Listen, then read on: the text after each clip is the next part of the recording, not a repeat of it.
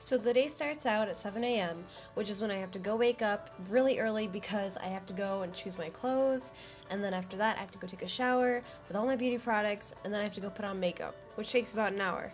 And then, before I know it, it's 8 o'clock a.m. I head downstairs to eat breakfast and read magazines that give advice on being perfect, and then I head to school. 9 o'clock is first hour, which is calculus. I personally don't love the class, but my teacher is great at it.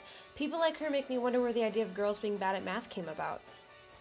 I'm on break at 10 o'clock, so I head over to the library to catch up on Pinterest's gorgeous clothes that won't look nice on me because I'm not stick skinny.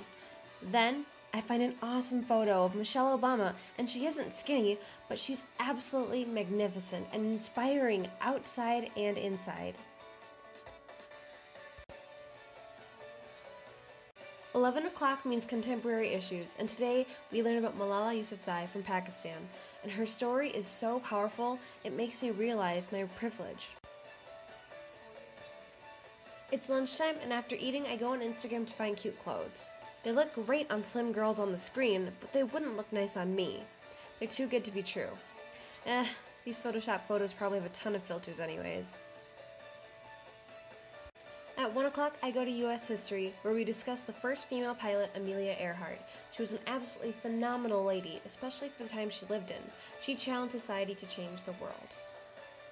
2 o'clock is when I head home, and on the way I hear these two skinny 15-year-olds talking about how they lost a ton of weight, and then more boys started talking to them. These girls aren't that much younger than me, but they're concerned with how they look. Disregarding inner beauty can lead to major problems in the future, and I hope they figure it all out.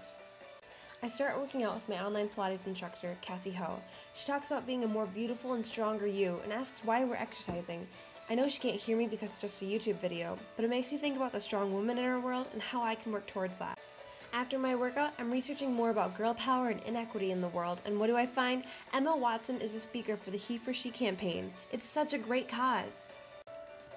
At 5, I'm talking to my sister about all of these things, and I realize that I'm influencing her earlier on than I was, and that I'm making an impact on a younger generation.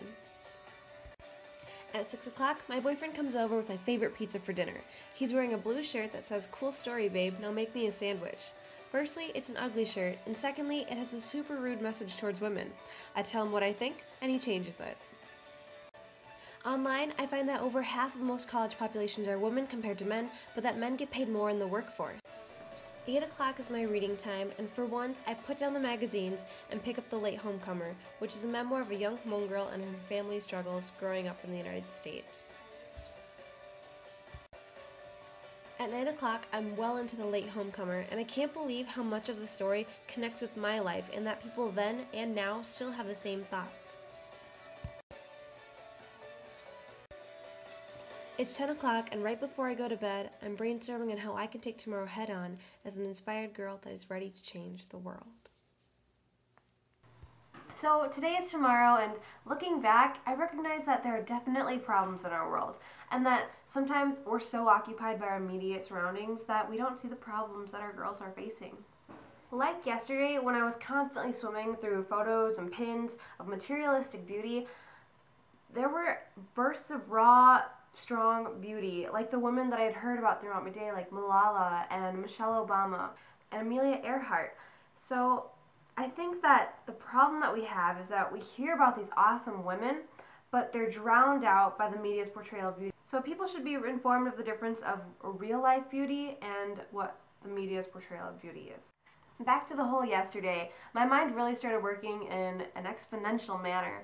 The thought that there are girls that are fighting for their education, and that I can only whine about my calculus, and that some girls are starving themselves of like essential nutrients that are needed in your body when other women around the world can barely get food.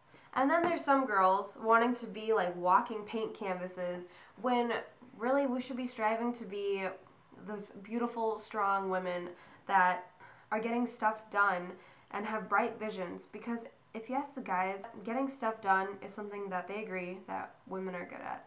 Now I leave you with a thought that maybe should be spread around the world. Are you ready? Here it is. From a girl's perspective, in the most respectful way possible, make your own sandwich. Food for thought.